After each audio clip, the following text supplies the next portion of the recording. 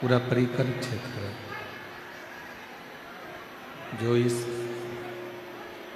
पवित्र कथा का लाभ ले रहे हैं। और तेरी कृपा बिना न हुए एक भी लेते श्वास तेरी कृपा से बखान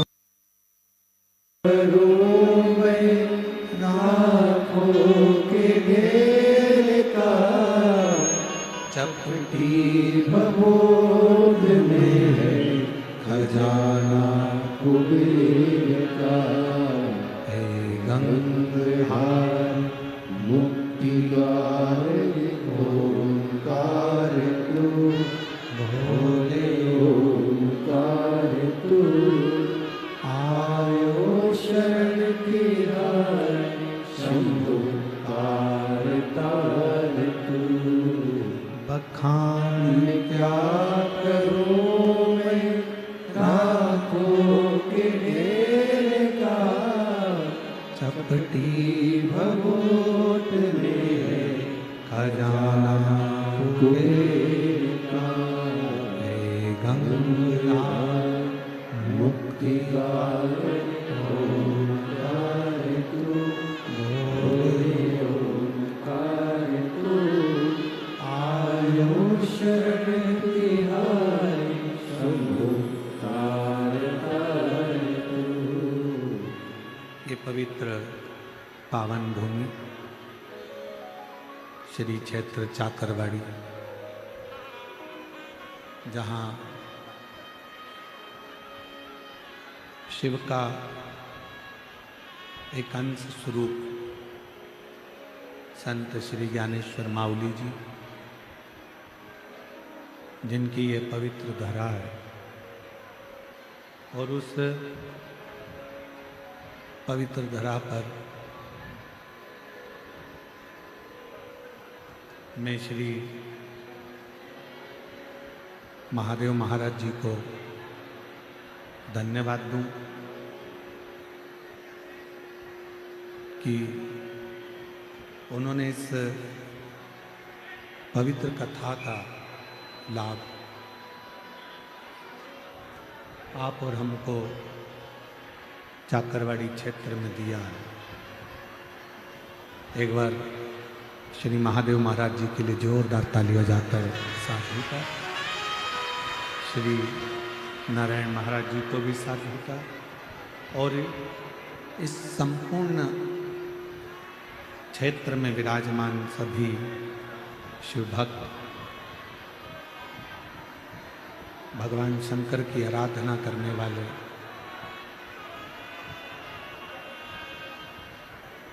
सभी शिव भक्तों को बहुत बहुत साधुता है।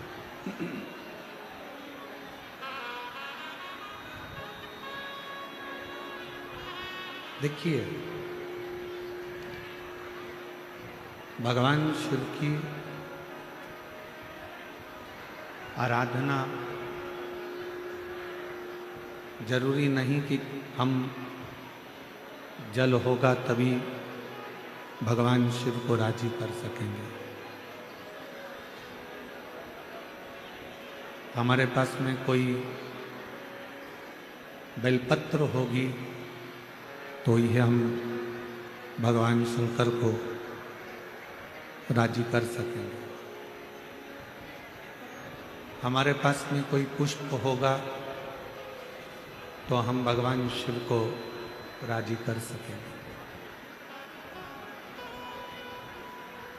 शिव महापुराण की कथा कहती है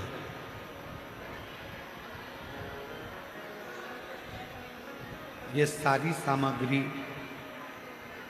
पूजन का सारा सामान, ये सब बाद में है। पहले सबसे ज़्यादा अगर कोई जरूरी है, सबसे ज़्यादा यदि कुछ जरूरी है तो वो हमारा दिल, हमारा मन भगवान को समर्पित करना जरूरी है।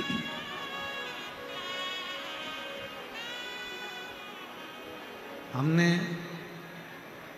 भगवान शिव को, भगवान शंकर को एक लोटा जल चढ़ाया और मालूम पड़े हमारा दिल, हमारा मन वहां है ही नहीं, तो फिर जल चढ़ाना कैसे सार्थक हो?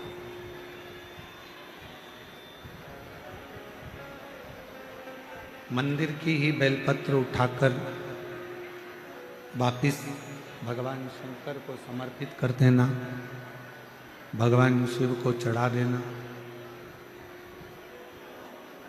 ये कब स्वीकार करते हैं भगवान?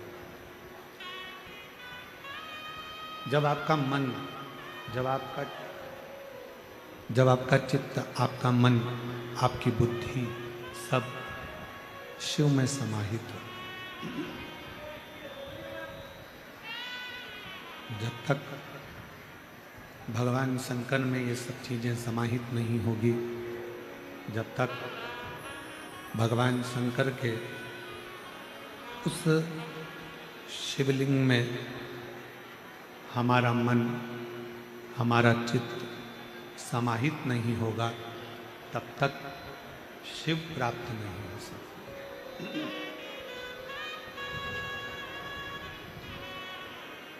भगवान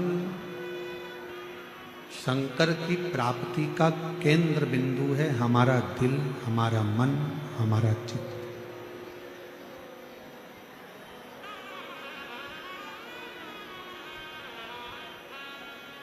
आप इतनी सारी संख्या में आए हो, लाखों की संख्या है। सरकारी आंकड़े के हिसाब से कथा के पहले दिन ही 3.5 से 4 लाख शिव भक्तों ने पंडाल में बैठकर कथा सुनी थी।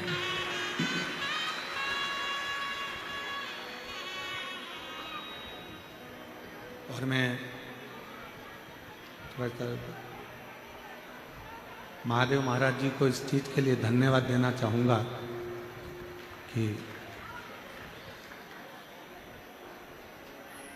4.5 लाख लोगों ने पहले दिन शिव पुराण सुनी और लगभग 2 से 2.5 लाख शिव भक्तों ने चाकरवाड़ी की भोजनशाला में भोजन ग्रहण किया।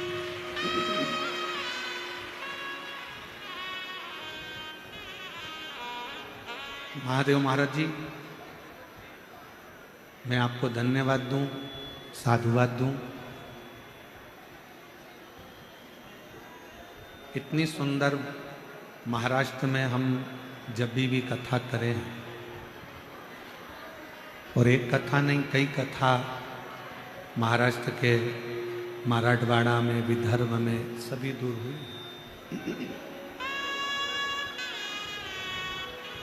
पर जो भोजन व्यवस्था चाकरवाड़ी में देखने को मिली, वो भोजन व्यवस्था कहीं देखने को मिली।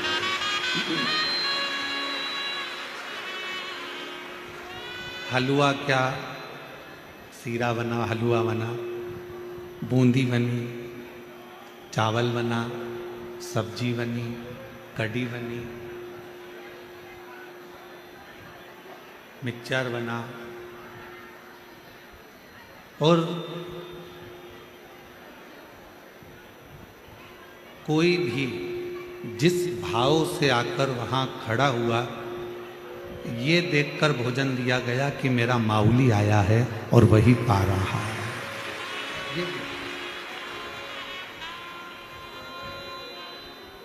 मैं इस पवित्र शिव महापुराण की कथा में संत ज्ञानेश्वर माउली की इस पवित्र धरा से मैं महादेव महाराज जी आपको, नारायण महाराज जी आप सबको धन्यवाद दूं। बहुत बहुत साधुवाद।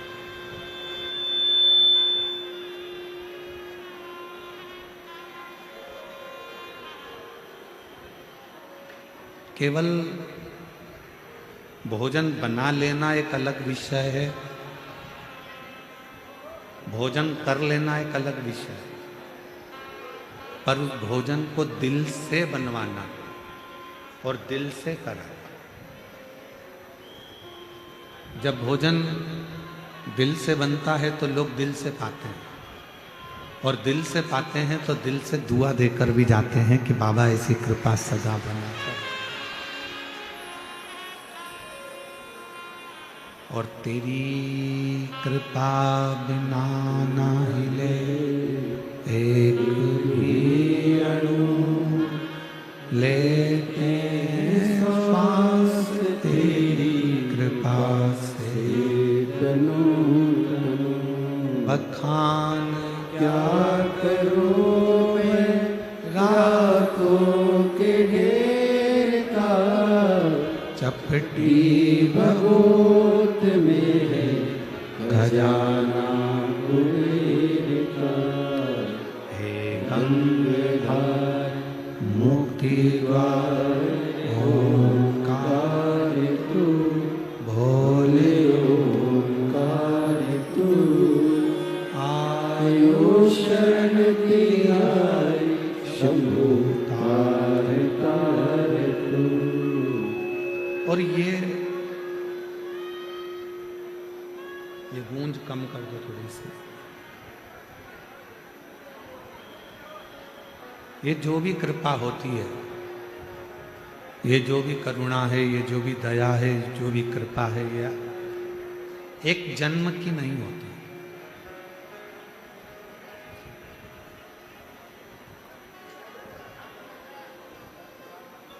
एक उत्तर देना बीड़ वालों, जितने चाकरवाड़ी में कथा सुन रहे हो सब उत्तर देना।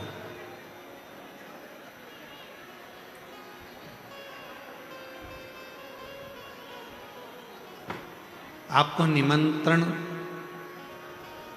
तब तक दिया जाता है जब तक आप मनुष्य की देह में हो, मानव के शरीर में हो।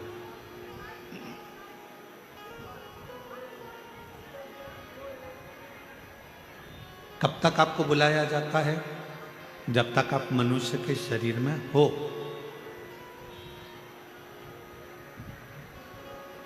मानव बनकर जन्मे तो तुमको लोगों ने निमंत्रण भी दिया, कथा में आना, कथा सुनना, कथा में आना, बैठना, कथा श्रवण करना, आना, पधारना। ये कुछ भी नहीं चल रहा है मुझे लग रहा।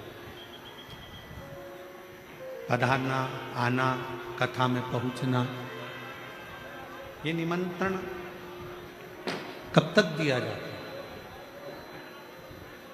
निमंत्रण कब तक देते हैं?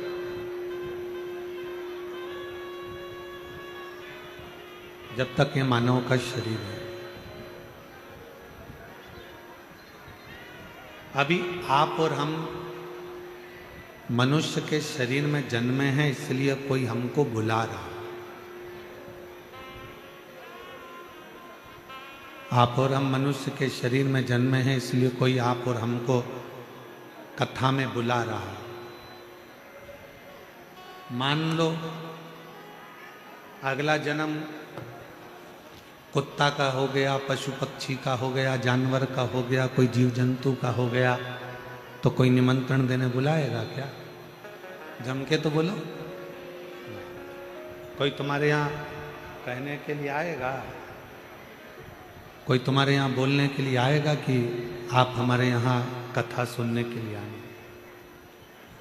आप शिव जी को एक लोटा जल चढ़ाने जाना, भगवान की भक्ति करने जाना, भजन करने जाना, आप स्मरण करने जाना, मंत्र जाप करने जाना, कौन बुलाएगा आपको?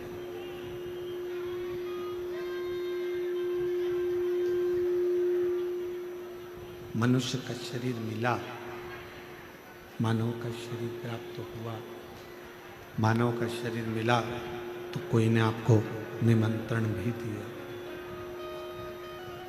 मानव का शरीर मिला तो आप लोगों को बुलाया भी गया कि कथा सुनो, सत्संग सुनो, मंदिर जाओ, देवालय जाओ, शिवालय जाओ, एक लोटा जल समर्पित करो। अगला जन्म मिलना, क्या मिलेगा, कैसा मिलेगा, ये किसी को नहीं। और फिर अगले जन्म में कोई तुमको बुलाएगा कि नहीं बुलाएगा, अगले जन्म में कोई तुम्हें निमंत्रण देगा कि नहीं देगा, ये किसको मालूम?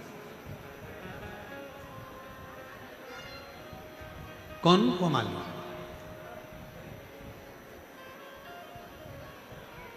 इसलिए मेरे देवाधिदेव महादेव को धन्यवाद देते रहा करो, मेरे शंकर भगवान को बार बार साधुवाद देते रहा करो कि आपने मुझे मानव का शरीर दिया और मैंने सत्संग किया।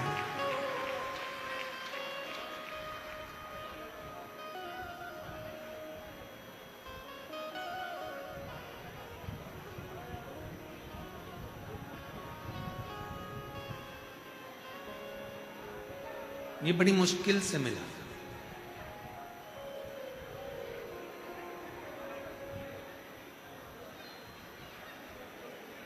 मानव शरीर अगर मिल गया और उस मानव शरीर में भी भगवत भजन हो गया तो ये समझ लो कि शिव की कृपा, शिव की करुणा।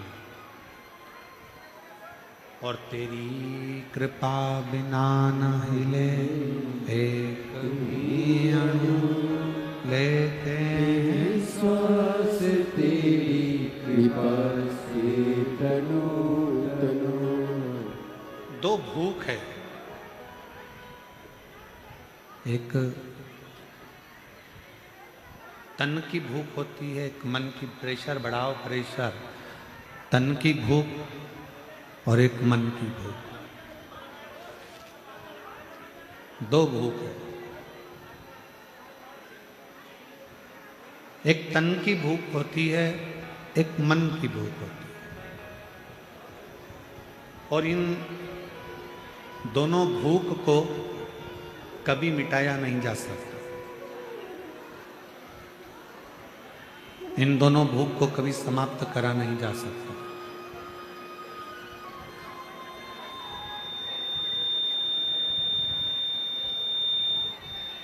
ना ही तन की भूख, बाहर की आवाज तो अंदर आ रही है पर अंदर की आवाज बाहर अंदर नहीं आ रही है।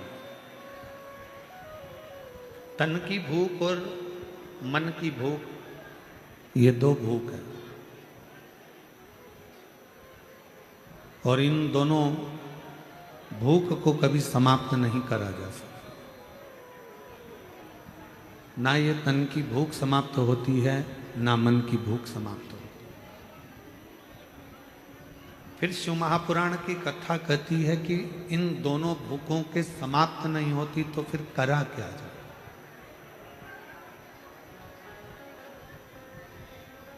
क्या करा जाए कि ये दोनों भूखें कंट्रोल में रहे। तो कहा एक काम करो, तन को भी काम में लगा दो और मन को भी काम में लगा दो। जब व्यक्ति काम में लग जाता है, जब व्यक्ति काम में लग जाता है तो फिर उसको भूख नहीं लगती। इस तन को अपने कर्म में लगा दो और इस मन को भगवान शंकर की भक्ति में लगा दो। ये दोनों जब काम में लग जाएंगे तो तन और मन भूखे नहीं। शरीर की भूख, तन की भूख और मन की भूख, इसको समाप्त करना बहुत कठिन, बहुत। पर दोनों को ही अगर हमने कर्म में लगा दिया, शरीर को भी कर्म में लगा दो, तन को भी कर्म में लगा दो कि परिवार का भरण पोषण करना है, परिवार को संभालना है, घर को संभालना है, कुटुंब को संभालना है, तो इसको शरीर को लगा दो काम में कि तुम काम करते हो। और मन को भी लगा दो।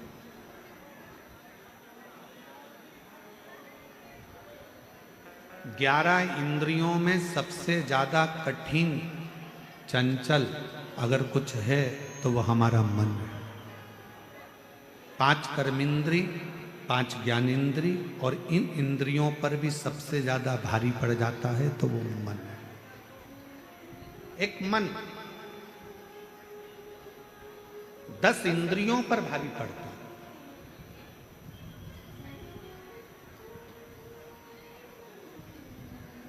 कितना कितना शिव महापुराण की कथा कहती है, भगवान शंकर का संवाद कहता है। पार्वती मैया का जब प्रागट्य हुआ, माँ पार्वती मैया जब जन्मी और हिमालय राज के यहां पर खूब बधाइयां बट रही थी। मेरे घर में बेटी का जन्म हुआ और हिमालय राज बड़े खुश हो रहे थे कि आज मेरे घर में एक बेटी का जन्म हुआ।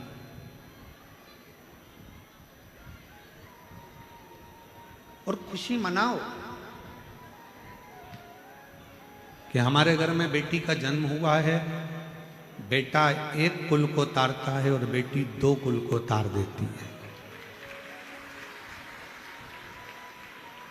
प्रसन्नता मनाओ, मना नहीं। इस चित्त को, इस मन को, एक बड़ा सुंदर संवाद है कि हमने अपने जीवन को, हमने अपनी उम्र को, हमने अपने भजन में इस मन को कितना लगाया, हमने कितना इस चित्त को लगाया, हमने कितना इस मन को लगाया। एक गुरुजी एक जजमान के घर आए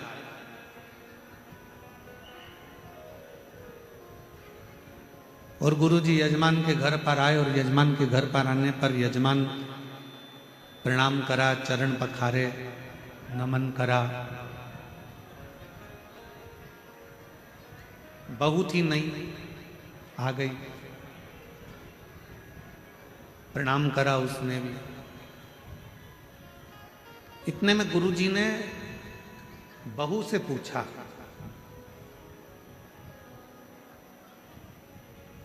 बेटा तुम्हारी सास की उम्र कितनी है? बहू ने बताया 35 साल, 35 मेरी सास की उम्र है। तुम्हारे ससुर की उम्र कितनी है? कहा 25, 25 साल। फिर गुरुजी ने पूछा, बेटा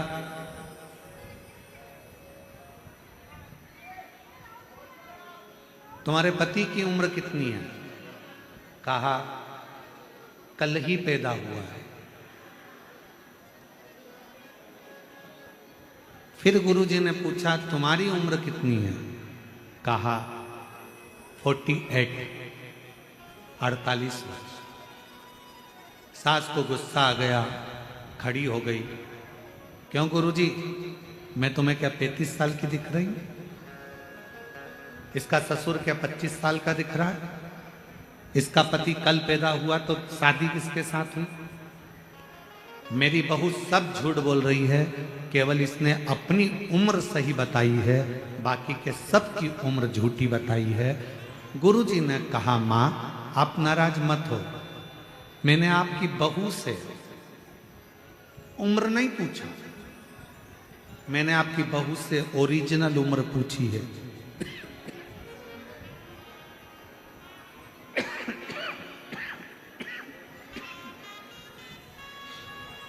मैंने तुम्हारी बहू से असली उम्र पूछी।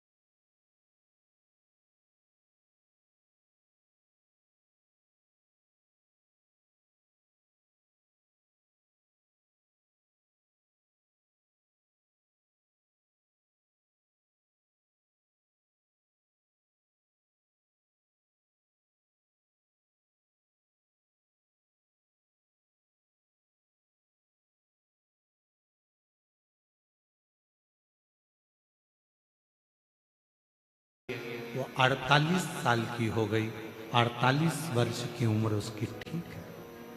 और पति से रोज कहती थी, चलो सियोर वाला महाराज आया है, कथा चल रही है चाकरवाड़ी में। इतने दिन से नहीं गया, बस कल से ही उसने जाना चालू करा, मतलब कल ही वो पैदा हुआ है। उसका सही जीवन तो कल से ही चालू। आप में से कई माताएं, कई भाई, कई बहनें, कई मेरी जीजियां, कई मेरे जीजा, कई मेरी बेटियां, कई मेरे बेटा, आप में से भी ऐसे होंगे जो पहले दिन आए होंगे या कल पहली बार आए होंगे या आज पहली बार आए होंगे, जो कल और आज पहली बार कथा सुन रहे हैं या पंडाल में आए हैं। आप सबको हैप्पी बर्थडे टू यू। आप सबको जन्मदिन की बधाई हो। क्यों? क्योंकि हमारी सही उम्र तो वही है जो हमने शंकर भगवान को दे दी, बाकी की उम्र तो हमारी जो हमने निकाल दी। हमने बाकी की जो उम्र निकाली है, हमारी उम्र जो व्यर्थ गई है नातों में, रिश्तों में, कुटुंब में, कबीले में, परिवार में, वहाँ ना जाने कहाँ कहाँ हमने जो उम्र को निकाल दिया, वो हमारी उम्र बेकार।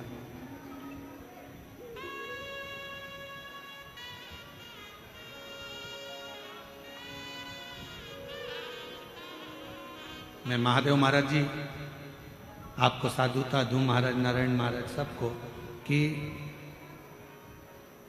आप लोगों ने अपने बच्चों को भी सही उम्र दी है।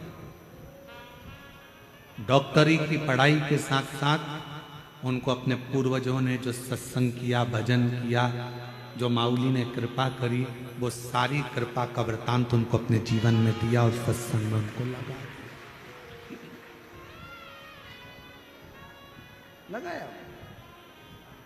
कितना मुश्किल है ये मानव जीवन को सत्संग में लगाना, कितना कठिन है ये मनुष्य शरीर को परमात्मा तक लेकर जाना, कितना कठिन।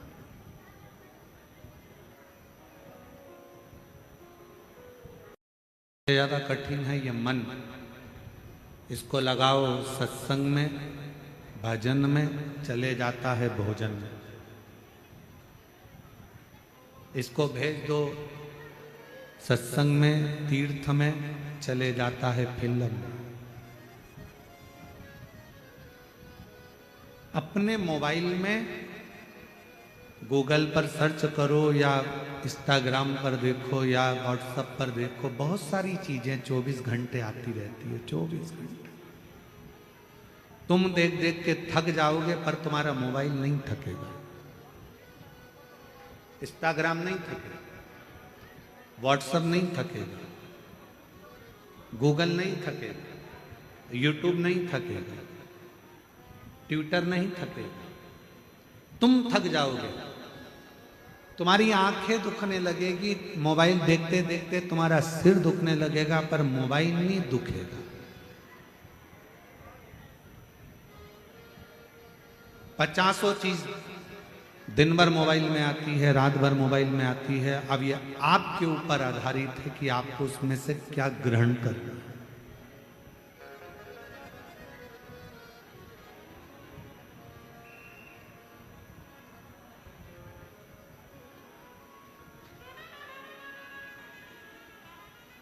आज हम एक बात कहना जा रहे हैं, परंतु हो सकता है कि बहुत सारे लोगों को इस चीज से काली मिर्ची लग जाए।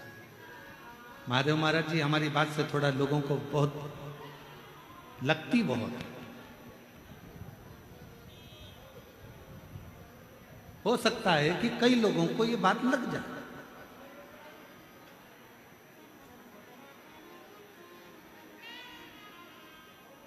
आज के समय के बच्चे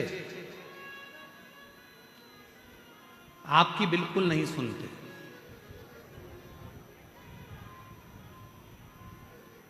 सौ बच्चों में से 10 बच्चे ऐसे होंगे जो अपने माँ बाप की सुनते होंगे, बाकी के 90 की तो हम गारंटी ले रहे हैं नहीं सुनते। आज के जमाने के बच्चे आपकी नहीं सुनते। आज के जमाने के बच्चे आपकी नकल करते हैं। क्या करते हैं? जम के बोलो जरा, नकल। पापा ने ऐसा किया था, मम्मी ने ऐसा किया था, दादी ने ऐसा किया था, दादा ने ऐसा करा था, बुआ जी ने ऐसा करा था, नानी जी ने ऐसा करा था। उनने मुझे 500 का नोट दिया तो मैं भी 500 ही दूंगा। उनने अपने व्यवहार में 200 रुपये दिया था, मैं भी 200 रुपये दूंगा। उनने बिछुड़ी दी थी, पायल दी थी शादी में, मैं भी पायल दूंगी। आज के जमाने के बच्चे आपकी नहीं सुनते, आज के जमाने के बच्चे आपकी नकल करते। तो मेरा निवेदन है, अगर बच्चे आपकी नकल कर रहे हैं तो आप उनको अच्छी नकल दो। दिन भर मोबाइल पकड़कर अगर मम्मी बैठी रहेगी तो बच्चे भी दिन भर मोबाइल पकड़कर बैठे रहेंगे, और अगर मम्मी दिन भर अच्छी किताब लेकर बैठी रहेगी तो बच्चे भी अपनी पुस्तक लेकर बैठे रहेंगे। दादी दिन भर सीरियल देखेगी तो बच्चे भी सीरियल देखेंगे। दादी अगर लड़ाई करेगी तो बच्चे भी लड़ाई करेंगे। इसलिए दादियों से भी निवेदन है कि टीवी पर शिव पुराण सुनना तो बच्चे भी कभी ना कभी सत्संग सुनने की आदत डाल लेंगे। नकल करते हैं बच्चे, माँ जैसा करेगी वैसे बच्चे करेंगे। आज का जमाना है, आज के बच्चे आपकी सुनते नहीं पर नकल पूरी करते हैं। मम्मी ने तुम भी तो इतनी देर से मोबाइल लेके बैठी थी और मुझे पढ़ने बिठा दिया। आज के बच्चे कहते हैं बोलो दीजिए सही है कि गलत है। थोड़ा सा लोगों को गलत लग सकता है, परंतु हम जो बोल रहे हैं इस व्यासपीठ के माध्यम से आज का बच्चा नकल करता है। मम्मी तुम भी तो रात को 10-10 बजे तक मोबाइल देखती रहती हो और हमको मना करती रहती हो। बच्चे नकल करते हैं, तुम मोबाइल पकड़ कर बैठोगी तो तुमसे ज़्यादा तुम्हारी औलाद मोबाइल पकड़ कर बैठेगी। तुम दिन भर शॉपिंग करोगी तो तुम्हारी औलाद भी बाइक लेकर जाएगी और मॉलों में शॉपिंग करेगी। तुम अगर 24 घंटे मायके बात करोगी फोन पर तो तुम्हारी औलाद भी फिर टीना मीना गीना नीना से बात करती रहेगी। बस यही चीज। बच्चे आपको और हमको देख रहे हैं, बच्चे घर के माँ बाप को देख रहे हैं। आज के बच्चे आपकी सुनते कम हैं पर आज के बच्चे आपकी नकल ज़्यादा करते हैं। इसलिए अपने बच्चों को अगर नकल भी सिखा रहे हो तो एक काम करना, रोज़ आधा 1 घंटा रामायण लेकर, भागवत लेकर, गीता लेकर, शिवपुराण लेकर, ज्ञानेश्वरी लेकर अपने हाथ में लेकर बैठना। तो मुझे उम्मीद है कि आने वाली पीढ़ी भी वो शब्द याद रखेगी, वो भी पकड़े।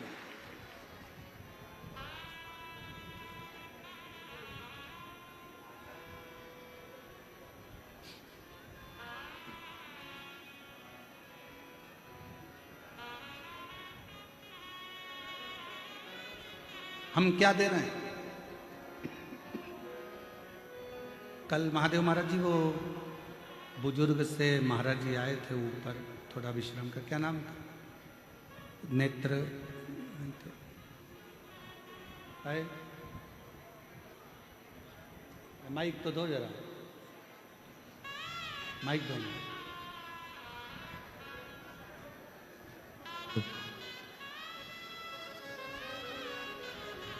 कौन से महाराज जी थे? महाराज जी मुकुंद काका जाट देवळेकर है? मुकुंद काका जाट देवळेकर। मुकुंद महाराज जी, प्रणाम, बैठिए। कल उनको दर्शन हमने किए मुकुंद महाराज जी के। उनके सुपुत्र भी कीर्तनकार,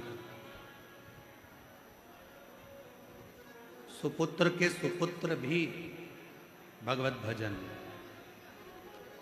जैसे महादेव महाराज जी, नारायण महाराज जी आपके बच्चों से मिले, जैसा आप सत्संग में डूबे हुए हो वैसे ही आपके बच्चे सत्संग में डूबे। आपको सत्संग, महादेव महाराज जी आप लोगों, नारायण महाराज जी आपको सत्संग आपके पिता से प्राप्त हो, पिता को सत्संग उनके गुरु और पिता से प्राप्त हो, और वो जो आपने आपके पिता से सीखा वो आपने अपने बच्चों को दिया, और बच्चे भी आने वाली पीढ़ी को देकर जाएंगे। ये निश्चय, ये खुशी है, ये प्रसन्नता है।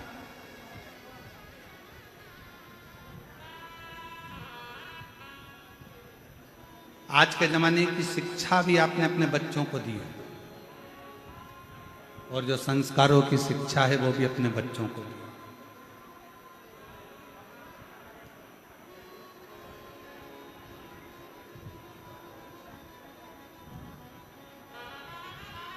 नकल करते हैं बच्चे, माँ को देखेंगे, पिता को देखेंगे, घर के बड़ों को देखेंगे, बुजुर्गों को देखेंगे तो उनको देख के नकल करेंगे।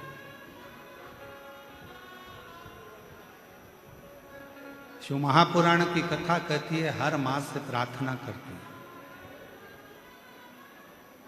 इस व्यासपीठ के माध्यम से चाकरबाड़ी की इस पवित्र भूमि से, बीड़ जिले से हम आपसे निवेदन करते हैं कि आप अपने घर में कम से कम आधा घंटा, 1 घंटा किताब लेकर बैठो। मेरी जीजियों, जब आप कोई पुराण, कोई किताब, कोई अच्छी पढ़ने की पुस्तक, हम मना नहीं कर रहे, हम ये भी नहीं कर रहे कि तुम इनको लेकर बैठो कि गीता ले कि शिव, अच्छी पढ़ने की किताबें अगर आप लेकर बैठोगी, मोबाइल को थोड़ा साइड में रख दोगी, तो तुम्हारे बच्चे भी ये सोचेंगे मम्मी भी शादी के इतने साल के बाद भी पढ़ाई कर रही है, तो मैं भी थोड़ा पढ़ाई कर लूं, बच्चों को थोड़ा सीख, थोड़ी सी। गायत्री परिवार वाले कहते हैं हम सुधरेंगे, युग सुधरेगा, यही बोलते हैं। जम के बोलो, क्या बोलते हैं? हम सुधरेंगे, युग सुधरेगा, हम बदलेंगे, युग बदलेगा। बदलना किसको है? पहले अपने आप, हमको स्वयं।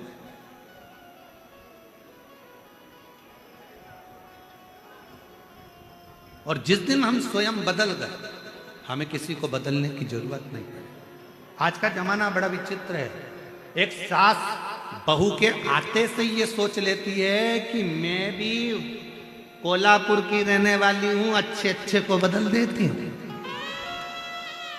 मैं भी वाशिम की रहने वाली हूं, मैं भी मालेगांव की हूं। ये कल की बहू मुझे बदलेगी, मैं इसको बदल दूं। और बहू जब तुम्हारे यहां विवाह कर कर आती है तो वो भी कह देती है मैं भी अमरावती की हूं, ये आई मुझे बदलने वाली, मैं इसको बदल दूं। बेटा बाप को बदलने में लगा है, बाप बेटे को बदलने में लगा है, बहू सास को बदलने में लगी है, सास बहू को बदलने में लगी है, बहन भाई को बदलने में लगी है, भाई बहन को बदलने में लगा है, ननन भाभी को बदलने में लगी है, भाभी ननन को बदलने में लगी है। मेरा निवेदन है आप किसी को मत बदलो, अपने आप को बदल लो, पूरा घर बदल जाएगा। आप स्वयं भी तो बदलो, आप स्वयं भी तो बदलो अपने आप को।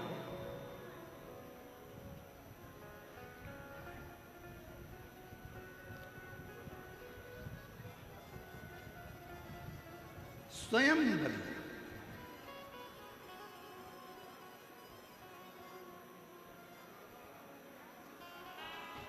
वो कहते हैं ना कि साहिब मेरा सिर खड़ा, साहिब मेरा सिर खड़ा, पलक पलक सुधिले,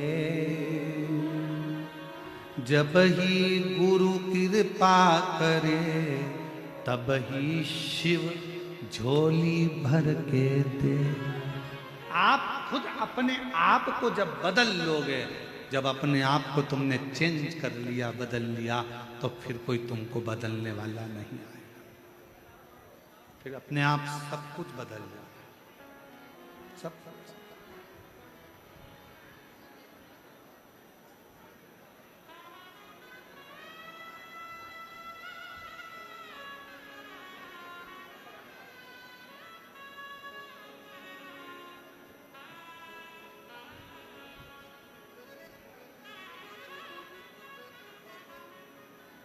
शिव महापुराण की कथा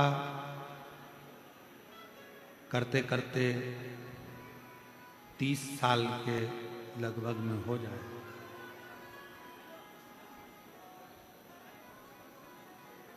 इन 30 साल के अंदर हमने अपनी व्यासपीठ से कभी ये नहीं कहा कि आप अपने रिश्तेदारों को या अपने कुटुंब वालों को या परिवार वालों को कथा में लेकर आओ, कभी नहीं बोला।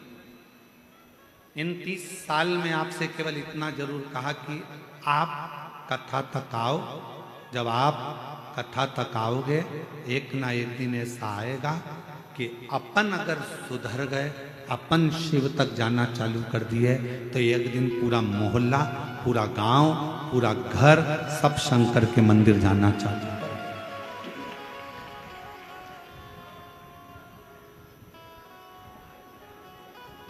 आप स्वयं तो जाओ। स्वयं के जाने का जो फल है वो दुनिया में कुछ भी, कुछ भी।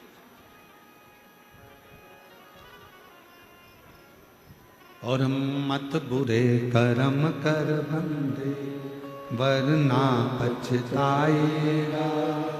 भगवान की आंखों से तू बच नहीं पाएगा, तू बच नहीं पाएगा।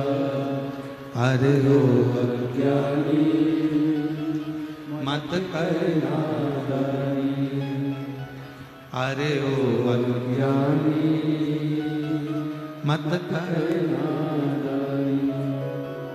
तेरे कर्म का फल भी तू ही पाएगा, जैसा किया तूने तेरे आगे आएगा। मत बुरे कर्म कर बंदे, वरना पछताएगा। भगवान की आंखों से तू बच नहीं पाएगा, तू बच नहीं पाएगा। हम स्वयं को सुधार लें।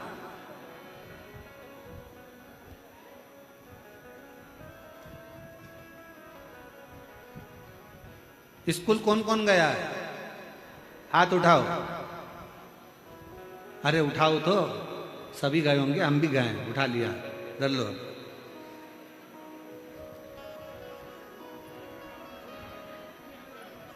सारे सब्जेक्ट की अलग अलग एक एक फेयर कॉपी होती है।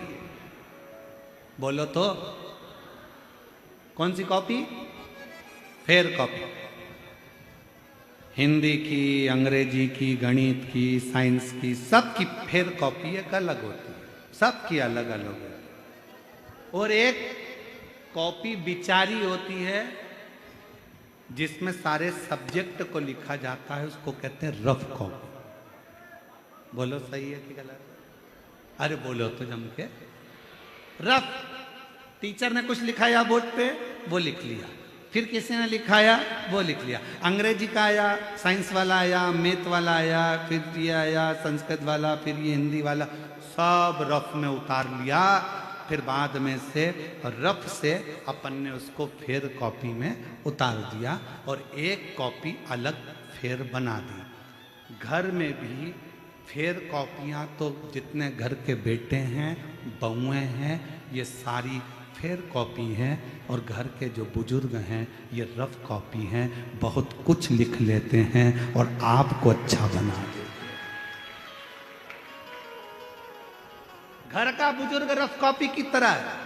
इसने भी कुछ कहा, उसने भी कुछ कहा, बड़ी बहू कुछ बोल गई, छोटी कुछ बोल गई, मंजला कुछ बोल गया, संजला कुछ बोल गया, ननद आई बोल गई, मामा जी आए बोल गए, फूफा जी आए बोल गए। वो रफ कॉपी घर का बुजुर्ग सब अपने अंदर उतारता जाता है और उन सब की सुनकर फिर रफ कॉपी में से फेयर कॉपी बनाता जाता है। बड़े बेटे को कह देगी बेटा ऐसा कर लेना, छोटे को कह देगी ऐसा कर लेना। हिंदी सही कर दी, अंग्रेजी की कॉपी सही कर दी, साइंस की कॉपी सही कर दी, पूरे घर को अच्छा कॉपी दिया, फेयर कॉपियां दे दी और घर की वो रफ कॉपी तो रफ ही रह गई। आखिरी में भी लोगों ने कहा माँ तू चुप रहे, तुझे कुछ नहीं आता। क्यों? क्योंकि वो रफ थी, उसने सब कुछ धारण करा, फेयर नहीं हो पाई क्योंकि सबके लिए जी थी। ये कॉपी, रफ कॉपी सबके लिए जी है। ये रफ कॉपी आखिरी में उठाकर खत्म हो जाती है, भरा जाती है तो फेंक दी जाती है। और फेयर कॉपी को तो एग्जाम तक भी संभाल कर रखा जाता है, काम आएगी, काम आएगी, काम आएगी। माँ बाप वो रफ कॉपी हैं जिन्होंने आप जैसे बच्चों को फेयर कॉपी बना दिया और आपको अच्छे बैग में सजाकर एग्जाम तक पहुंचा दिया, वो माता पिता। और उस माता पिता का आदर करो, सम्मान करो, सत्कार करो। आज बच्चों को जैसे एक माता पिता को बच्चों की जरूरत होती है, उसी तरह बच्चों को भी अपने माता पिता की जरूरत होती है, उसी तरह माता पिता को भी बच्चों की जरूरत होती है। हिमालय राज की नगरी में नगाड़े बज रहे हैं, बैंड बाजे बज रहे हैं, ढोल बज रहे हैं, मृदंग बज रहे हैं। क्यों? हिमालय राज के घर में बेटी का जन्म हुआ।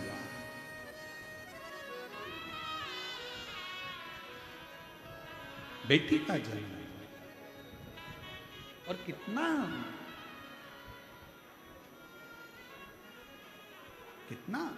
जरा देखो, शिव महापुराण की कथा को उठाकर देखिएगा। शंकर भगवान की धर्म पत्नी पार्वती जी का जन्म होता है तो हिमालय राज के यहां पर नगाड़े बजते हैं, ढोल बजते हैं। शंकर भगवान की खुद के घर में अशोक सुंदरी का जन्म होता है। जया, विषहरा, शामली बारी, दौतली, देव। शंकर भगवान के घर में 6 लड़कियों का जन्म होता है। गणेश जी का जन्म हुआ तो नगाड़े नहीं बजे, कार्तिकेय का जन्म हुआ तो नगाड़े नहीं बजे, पर शंकर भगवान के घर में भी अगर बेटी का जन्म हुआ है तो नगाड़े बज रहे हैं।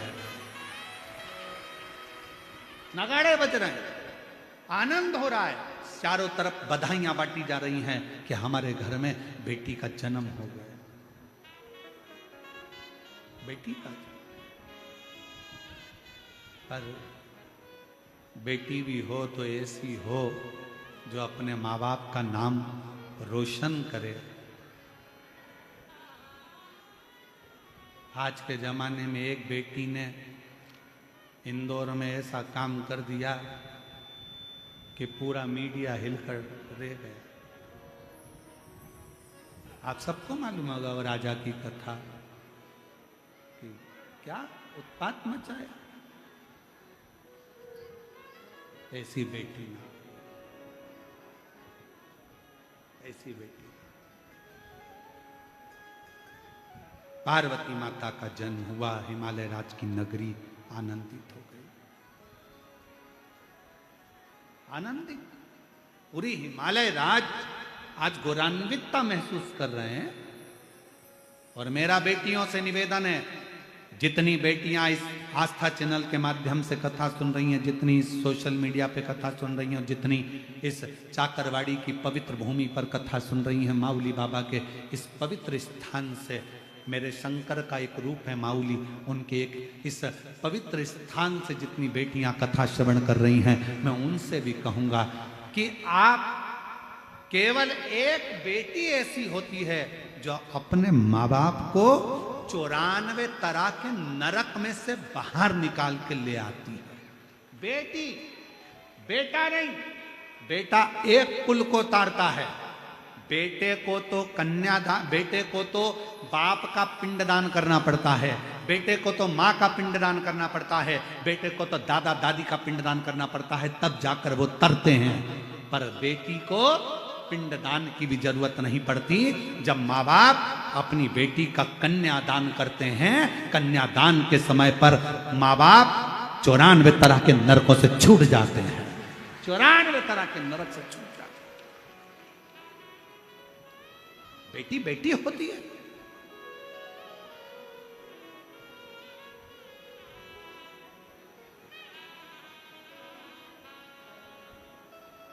श्रेष्ठ बेटी का जन्म हो। हिमालय राज के घर में पार्वती जी का जन्म हुआ और हिमालय राज की नगरी बड़ी आनंदित हो रही, बड़ी आनंद। और महाराज वो कहते हैं ना, चौक पुराओ माटी रंगाओ, आज मेरे घर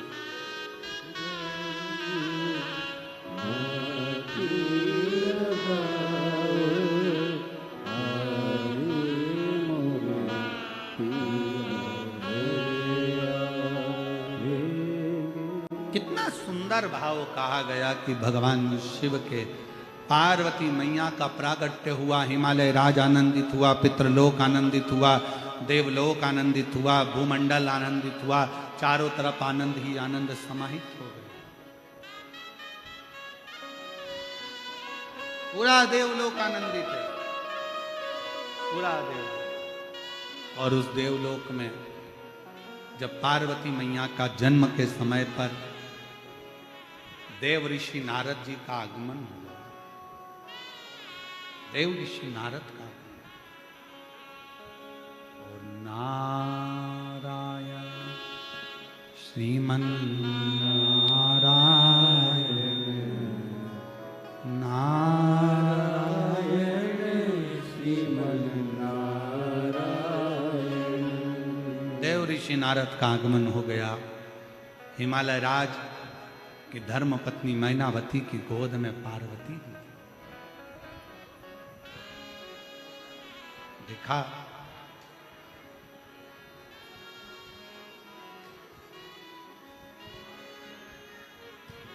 गोदी में पार्वती। देव ऋषि नारद जी ने देखते ही श्रीमन नारायण श्रीमन नारायण श्रीमन नारायण श्रीमन नारायण। बहुत ठाका लगाए नारद जी महाराज, खूब तेज हंसे, बहुत तेज। नारायण श्रीमन नारायण नारायण श्रीमन नारायण। खूब हंसे। हिमालय राज ने हाथ जोड़कर प्रार्थना कर कर अंदर प्रवेश दिया। भीतर प्रवेश। शिव महापुराण की कथा कहती है, जो महाकाल के दरवाजे पर जाता है वो भाग्यशाली कहलाता है। जो महाकाल के दरवाजे पर जाता है वो भाग्यशाली कहलाता है। और जो घर पर बैठकर महाकाल को याद कर लेता है वो सौभाग्यशाली कहलाता है। जो महाकाल के दरवाजे जाता है वो भाग्यशाली कहलाता है। और जो घर बैठकर मेरे काल अधिपति महाकाल को याद कर लेता है वो सौभाग्यशाली कहलाता है कि मैंने आज मेरे बाबा को अपने घर तक बुला लिया है। घर तक।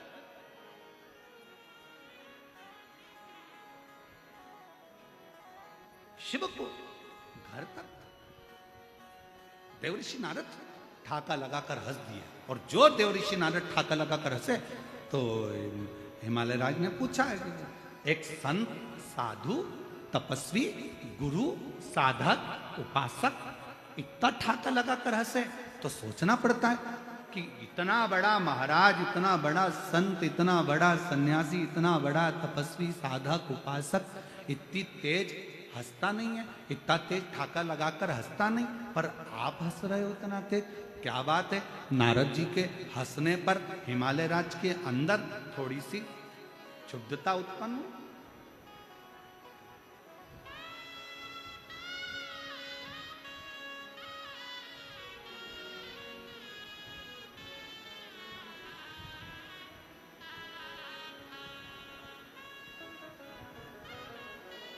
एक निवेदन है आप सबसे, जो लोग भी शिव महापुराण की कथा में चाकरवाड़ी आ रहे हैं उनसे प्रार्थना करूंगा कि जलवृष्टि हो रही है तो अपने साथ में छाता या पॉलीथीन पन्नी अवश्य लेकर, कोई भी गीला ना हो।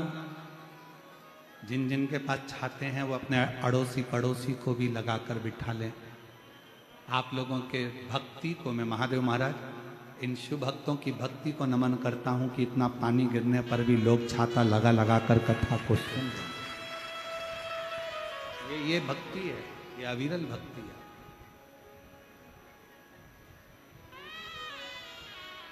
नहीं तो महाराज जी श्रोताओं के लिए सोफे लगाना पड़ते हैं, कुर्सियां लगाना पड़ती है।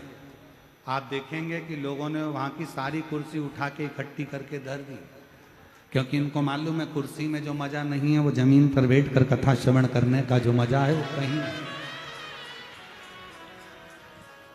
सब कुर्सियों का ढेर लगा दिया, ये रखी है, क्या करें उस कुर्सी का कि उसमें आनंद नहीं है। जो आनंद और वास्तवता है, चौकी पर बैठे तो चौकीदार कहलाए हो और जमीन पर बैठे तो जमींदार कहलाए हो, ये तो निश्चित है। चौकी पर बैठे तो चौकीदार कहलाए और जमीन पर बैठे तो जमींदार कहलाए हो। और चौकीदार की ड्यूटी तो 2-3-4 घंटे में पूरी हो जाती है, पर जमींदार ड्यूटी नहीं करता, जमीन का मालिकाना हक रहता है, वो जमींदार कहलाए।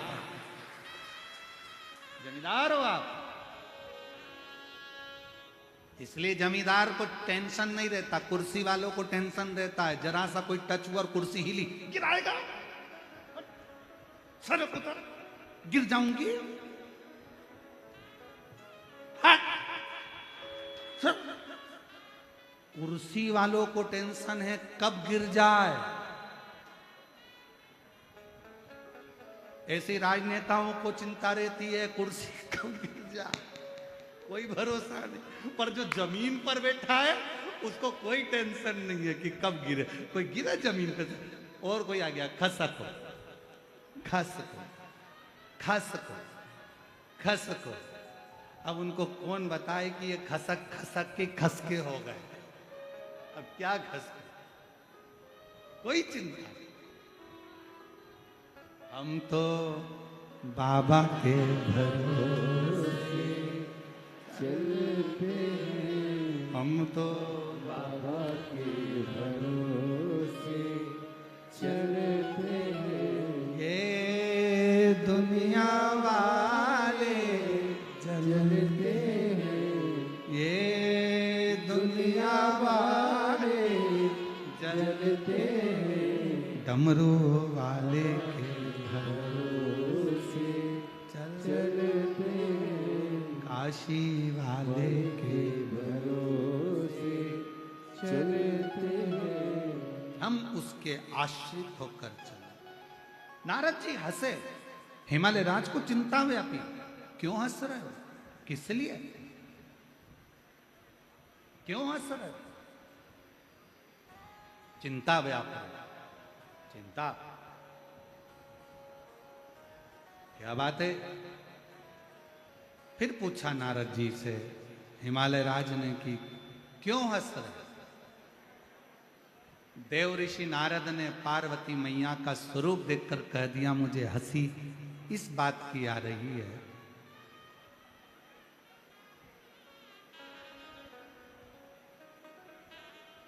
आज वो कथा भी याद आ गई राजा भोज की। कभी आप लोगों ने पढ़ी होगी राजा भोज की कथा। एक राजा भोज हुए जिनके राजा भोज जब स्नान कर रहे थे, नहा रहे थे, तो उनकी पत्नी उनके ऊपर पानी डाल डालकर नहला रही थी।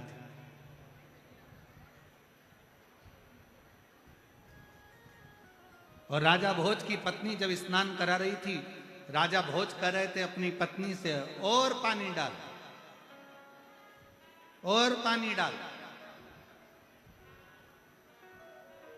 और पानी डाल, एक डब्बा और डाल, एक बाकेट और भर के डाल। राजा भोज की पत्नी नहलाते नहलाते अपने पति को बहुत तेज हंस दी, ठाका लगा कर। आज देवऋषि नारद के हंसने पर यह कथा स्मरण में आ गई। राजा भोज की पत्नी जो हंसी, राजा भोज को गुस्सा आया। राजा भोज ने कहा मैं नहा रहा हूं, पानी डालने को कह रहा हूं, और तू मेरे को देखकर इतना ठाका लगा कर हंस रही है, बता क्यों हंस रही है? धर्म पत्नी ने कहा मैं नहीं बताऊंगी आपको कि मैं क्यों हंस रही हूं। राजा भोज ने कहा तुझे मेरी कसम है बताना पड़ेगा कि तू क्यों हंस रही है। राजा भोज की पत्नी बोली मैं नहीं बताऊंगी, भले आप कसम दे दो, पर मेरी भी कुछ मर्यादा है, मैं आपको नहीं बताऊंगी कि मैं क्यों हंस रही। तो तू नहीं बताएगी तो कौन बताएगा? इतने में राजा भोज की पत्नी बोली मेरी जो सग्गी बहन है ना, छोटी वाली, आपकी साली, वो बताएगी। राजा भोज ने जैसे ही सुना, नहाकर स्नान कर कर तैयार होकर राजा भोज अपनी साली के घर चले गए। और राजा भोज ने अपनी साली से पूछा मुझे तुमसे बात करना है। साली लगी थी काम में, उसने कहा जीजा जी मैं बाद में बात करूंगी। थोड़ी देर बाद राजा भोज फिर अपनी साली के घर चले गए। साली से कहा मुझे तुझसे बात करना है। साली ने कहा क्या बात करना है जीजा जी? साली से कहा कल तुम्हारी बहन मुझे पानी भर भर कर स्नान करा रही थी, मैं उससे कह रहा था कि एक डब्बा पानी और डाल, एक बाकेट पानी और डाल। मुझे नहलाते समय मैं तुम्हारी बहन से कह रहा था और पानी डाल, और पानी डाल, तो तुम्हारी बहन बहुत तेज हंसी थी। मुझे पूछना है, इसका उत्तर दो, तुम्हारी बहन क्यों हंसी थी?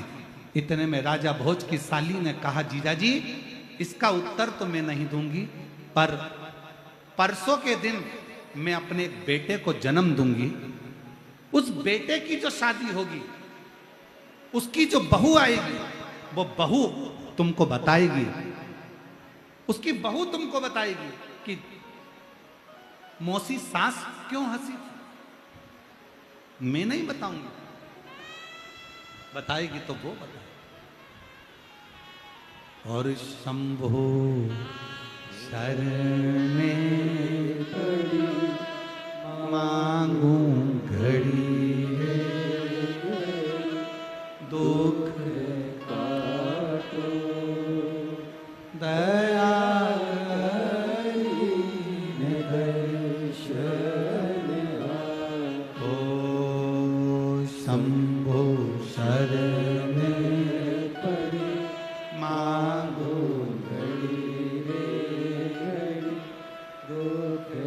एक निवेदन आप सबसे, अगर स्वीकार करें तो अच्छी बात है, थोड़ा थोड़ा क्लोज होंगे ना तो हो सकता है 25 से 50 लोग और आपके बीच में बैठ सकेंगे। थोड़ा थोड़ा सा आप लोग अंदर की ओर दबेंगे तो जो गीले हो रहे हैं वो लोग भी अंदर की ओर आते चले जाएंगे। थोड़ा थोड़ा दबते चले जाए। अंदर वालों से निवेदन है, पहले जो बीच में बैठे हैं वो थोड़ा थोड़ा दबेंगे तो अंदर वाले बाहर वाले अंदर आते चलेंगे।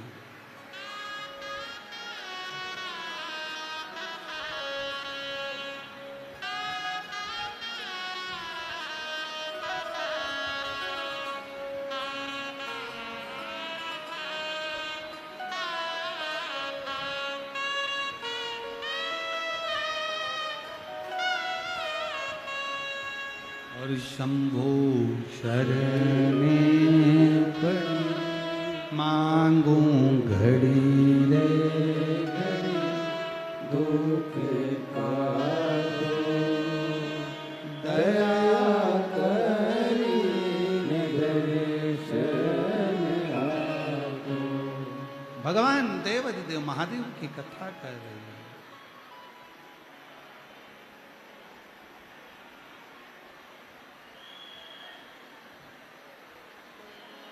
बाबा भोलानाथ है हमारा, तुम्हारा तुम्हारा हमारा। बाबा भोलानाथ है हमारा तुम्हारा, तुम्हारा हमारा। प्यारा शंभुनाथ है हमारा, तुम्हारा तुम्हारा हमारा। प्यारा शंभुनाथ है हमारा, तुम्हारा तुम्हारा हमारा। जय भोला भंडारी गौरा के त्रिपुरारी। जय भोला भंडारी गौरा के त्रिपुरारी। ओ सुननार जी हमारी गौरा के त्रिपुरारी, सुन लो जी हमारी गौरा के त्रिपुरारी। मन की इच्छा पूर्ण हो कल्याण हमारा। मन की इच्छा पूर्ण हो कल्याण हमारा। बाबा नाथ है हमारा, तुम्हारा तुम्हारा हमारा। बाबा भोलानाथ है हमारा, तुम्हारा तुम्हारा हमारा। शंभो।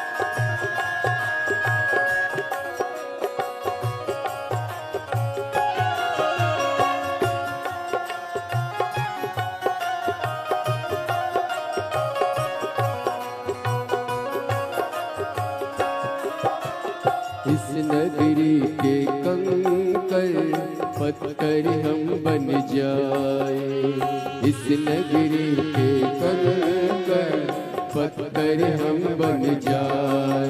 ओ इस नगरी के कंकर पत्थर हम बन जाए, इस नगरी के कंकर पत्थर हम बन जाए। भक्त हमारे ऊपर चढ़कर मंदिर जाए, भक्त हमारे ऊपर चढ़कर मंदिर जाए। भक्त जनों के पाँव पड़े तो होता रे हमारा, भक्त जनों के पाँव पड़े तो होता रे हमारा। बाबा भोलानाथ है हमारा, तुम्हारा तुम्हारा ओ बाबा भोलानाथ है हमारा, तुम्हारा तुम्हारा हमारा। महाकाल की इस नगरी में पाऊं जन्म दोबारा, महाकाल की इस नगरी में पाऊं जन्म दोबारा। बाबा भोलानाथ है हमारा, तुम्हारा तुम्हारा हमारा। ओ बाबा भोलानाथ है हमारा, तुम्हारा तुम्हारा हमारा।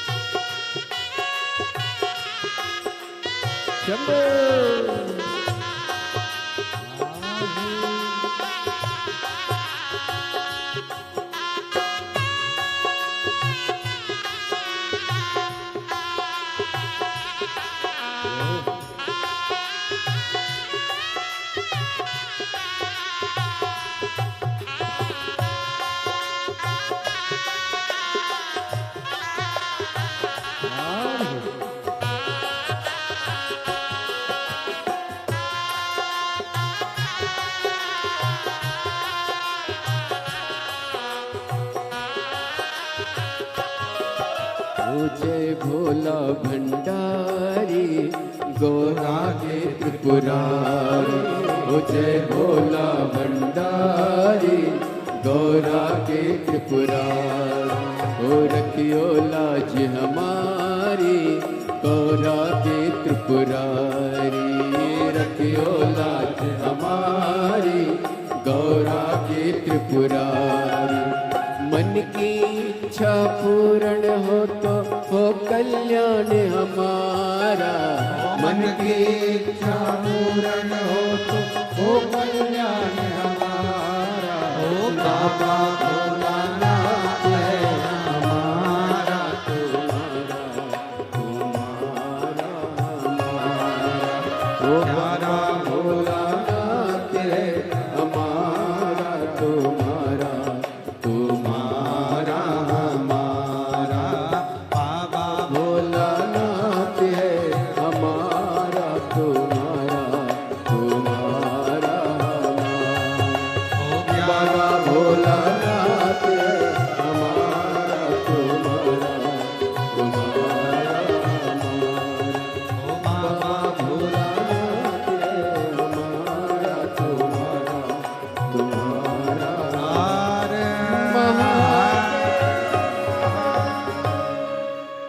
अपने स्थान पर बैठकर बाबा से अपने हृदय की बात कहिए। दिल से प्रार्थना करो, विनय करो, निवेदन करो। जहाँ जहाँ जगह मिल जाए वहाँ वहाँ बैठ जाओ। शिव जी से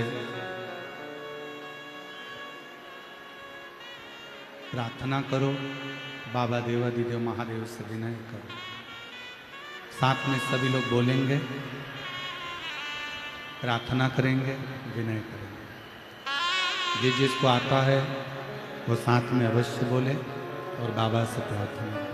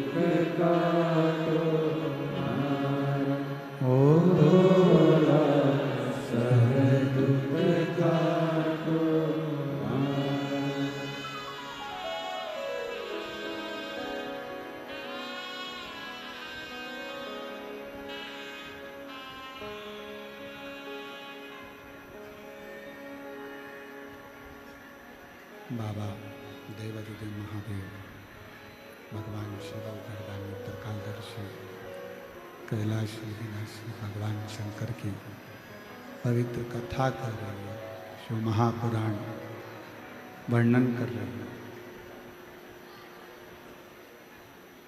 राजा भोज की साली ने कहा, मेरे गर्भ से परसों के दिन एक लड़का जन्म लेगा और लड़के का जब विवाह हो जाएगा उसकी बहू आपको बताएगी कि मेरी बहन आपको नहलाते समय क्यों हंसी।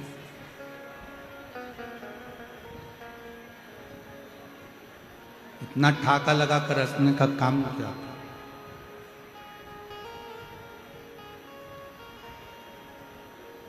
साली ने कहा, मैं उसको जन्म देकर मर जाऊंगा, मैं तुमको नहीं बता पाऊंगा। और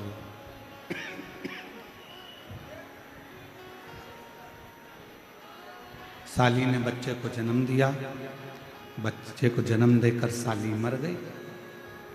राजा भोज लड़के के जन्म के बाद 18 साल तक इंतजार करता रहा कि इसकी शादी होगी। शादी होकर बहू आएगी, बहू मुझे बताएगी कि मेरी पत्नी नहलाते समय क्यों हंसी?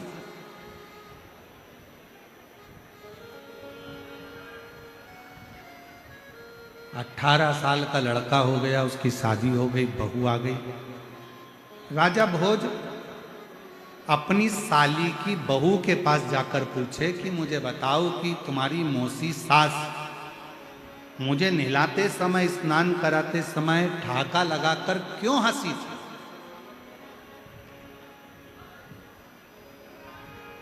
उसका कारण क्या?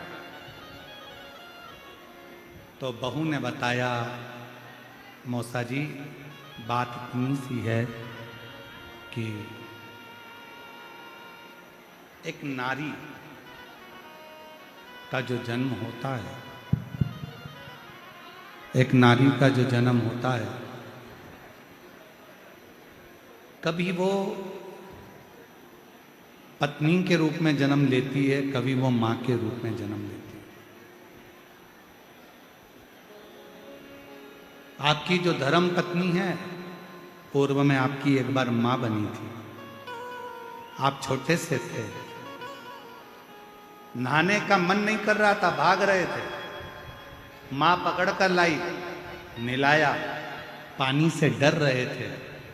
तुम्हारी पत्नी आज इसलिए हंस रही थी कि जो पहले बचपन में डर रहा था, कई सालों, कई जन्म पहले, आज वही मुझसे कहता है कि एक डब्बा पानी और डालो। वो बात याद आकर, तो ऐसा मेरी पत्नी ने मुझे क्यों नहीं बताया? कहा, मौसा जी हर प्रश्न का उत्तर देने का एक समय होता है, कभी कभी उत्तर समय पर नहीं दिया जाता। हो सकता है कभी कभी देवऋषि नारद कह रहे हैं कि मेरे हंसने का कारण आप पूछ रहे हिमालय राज। हिमालय राज ने पूछा, बताओ ये क्यों हंस रहे हो? ठाका लगाकर हंसने का कारण क्या है? तुम्हारे चेहरे पर यह हंसी क्यों? एक संत, साधु, गुरु, तपस्वी, साधक, उपासक, सन्यासी इतना तेज ठाका लगाकर हंसे, ये श्रेष्ठ नहीं? आप इतनी तेज हंसे हो, क्यों हंसे इतना तेज? कारण क्या इतने तेज हंसने का?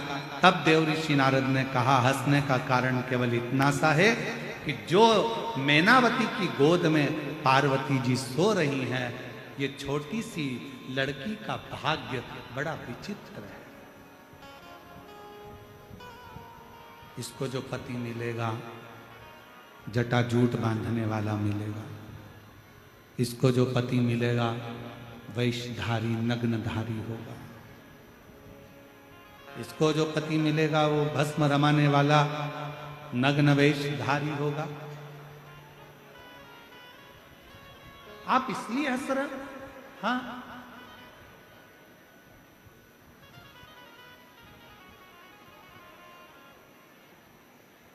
हिमालय राज्य की धर्मपत्नी की आंख में से आंसू बह रहे, मैनावती रो रही है,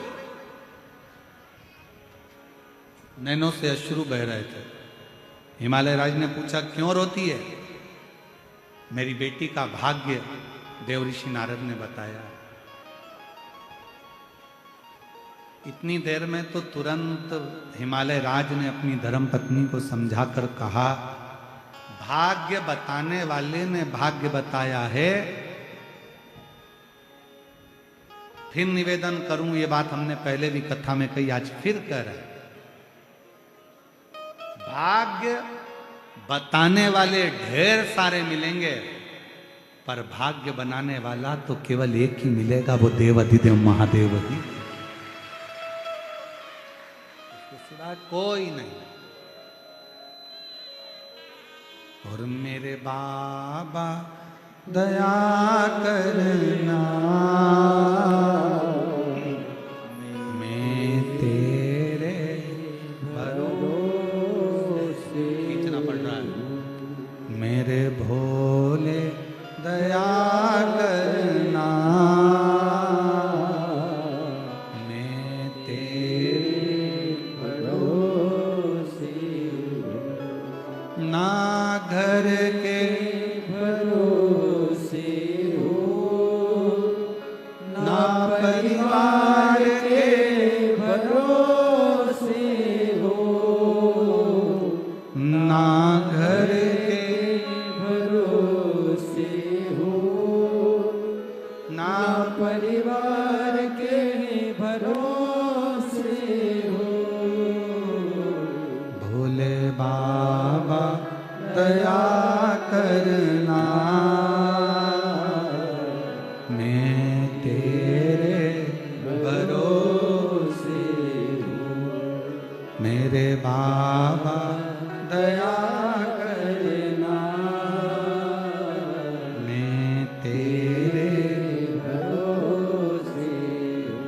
भाग्य बताने वाले ढेर मिलेंगे। साहब तुम्हारी किस्मत में ऐसा लिखा है, तुम्हारे भाग्य में ऐसा लिखा है, तुम्हारी जिंदगी में ऐसा लिखा है, तुम्हारे भाग्य में ऐसा लिखा है, तुम्हारी किस्मत में ऐसा लिखा है, तुम्हें ये वाला व्यापार नहीं फलेगा, तुम ये वाला व्यापार मत करना, आज का मुहूर्त नहीं है, कल का करना, परसों का मुहूर्त नहीं है, नरसों का करना। अभी लोग कहेंगे 4 महीने देवता सो गए,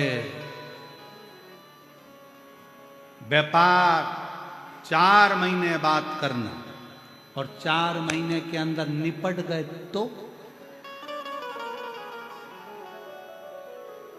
शिव महापुराण की कथा तो कहती है काल करे सो आज कर।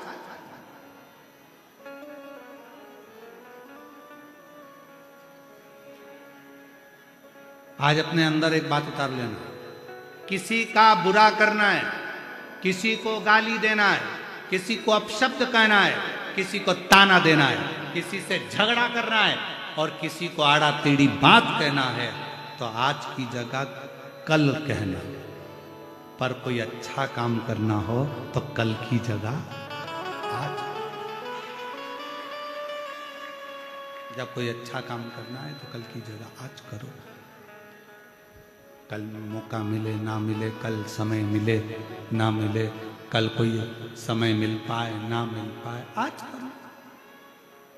भाग्य बताने वाले ढेर मिलेंगे। साहब इन्होंने भाग्य बताया था, इन्होंने ये पत्र देखो, पत्र कितना अच्छा है।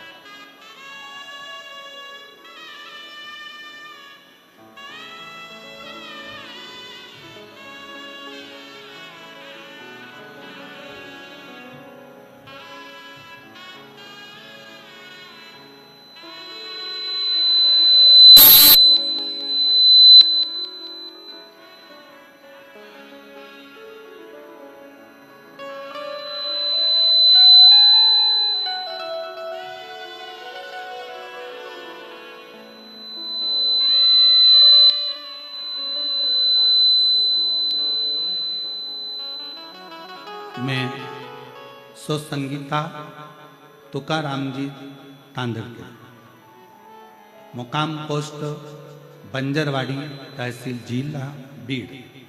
मेरा मोबाइल नंबर ये है। पत्र को एलईडी पर पढ़ सकते हो, आस्था चैनल पर पढ़ सकते हो। बाबा, मेरी मां के आंखों में कैंसर था। डॉक्टर को मां को दिखाया तो डॉक्टर ने ऑपरेशन करने की सलाह दी। जब कैंसर बताया तो आंखों का ऑपरेशन करने की सलाह दी। हमने आंखों का ऑपरेशन किया और 6 महीने के बाद तकलीफ फिर होना शुरू हो गई। मेरी मां को वापस घर ले आई, डॉक्टर को दिखाया तो डॉक्टर ने कहा कि ये वापस फैल गए। गुरुदेव, डॉक्टर फिर ऑपरेशन का कहने लगा। बुजुर्ग मां की आंखों का बार बार कैसे कैंसर का ऑपरेशन करें। तब आपकी कथा पहली बार सुनी और बाबा आपने रात्रि को 12 बजे वाला एक उपाय बताया, और वो 12 बजे शिवरात्रि के दिन शहद चढ़ाकर बाबा को वो शहद उठाकर रखकर आंखों वाला जो प्रयोग था वो मैंने करना प्रारंभ करा। गुरुदेव, मैं बाबा का क्या धन्यवाद दूं। दूसरी बार जब मैं डॉक्टर को ऑपरेशन के लिए अपनी मां को लेकर गई और फिर पुनः जांच प्रारंभ हुई तो डॉक्टर ने कह दिया कि तुम्हारी माता की सारी रिपोर्टें नॉर्मल है, अब इनको ऑपरेशन की भी जरूरत नहीं है, इनके आंखों का कैंसर समाप्त हो गया। मैं बाबा को यहां प्रणाम करने के लिए आई हूं। बाबा, शिव शिव है, शंकर शंकर है। एक बात और कहना चाहती हूं बाबा, मेरा लड़का इंजीनियर का आखिरी साल था, मेरे लड़के का एक फॉर्म नहीं भरा था, इसलिए मेरे लड़के को फाइनल परीक्षा देने की अनुमति नहीं थी। फिर नाराज होकर मेरा लड़का घर आ गया, मुझे सब कुछ बताया तो हमने उससे पूना में आपकी कथा सुनने की सलाह दे दी। मेरा लड़का आपकी पूना की कथा सुनने के लिए बैठ गया। हम माँ बेटे दोनों कथा में बैठ गए पूना में, और लड़के ने विचार कर लिया कि मैं पशुपति व्रत करूंगा। और पशुपति व्रत करने का पहला ही सोमवार था और मेरे बाबा ने ऐसी कृपा करी कि उसके इंजीनियरिंग कॉलेज के प्रोफेसर का फोन आकर कहते हैं कि आपका लड़का परीक्षा में बैठ सकता है और उसको आप बिठा सकते हैं। मैं बाबा को यहाँ प्रणाम करने के लिए आई हूँ। कहीं बैठी हों तो आ सकते हैं बाबा को बेलपत्र लेने के लिए। एक पत्र और बड़ा सुंदर है। मेरा नाम सोनाली गणेश, नागरगोजे, गांव औरंगपुर, तहसील परली, जिला बीड़ की रहने वाली हूँ। मेरा मोबाइल नंबर ये है। गुरुदेव, मैंने शादी के बाद सरकारी नौकरी की आस छोड़ दी थी। तब मेरी माँ ने कहा, आस्था चैनल पर मिश्रा जी की शिव पुराण की कथा आती है, तुम सुनो। मैंने 2021 से कथा सुनना आरंभ कर दिया। आप कहते हो जो भी कुबेर भंडारी की कावड़ भरता है, एक बार जो कुबेर बाबा की कावड़ भरता है, कुबेरेश्वर धाम जाकर कावड़ चढ़ाता है, बाबा उसकी सभी मनोकामना पूर्ण करते हैं। मैंने भी मन में कर लिया।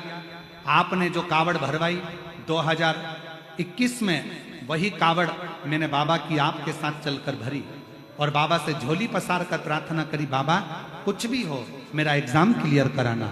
और बाबा की ऐसी कृपा हुई गुरुदेव कि 2022 में भी कावड़ चढ़ाई, 2023 में भी कावड़ चढ़ाई और बाबा की कृपा से आज मेरी स्वास्थ्य विभाग में सरकारी नौकरी लग गई है। मैं बाबा को यहाँ प्रणाम करने के लिए आई हूँ, बाबा को नमन करने के लिए यहाँ पहुंची हूँ।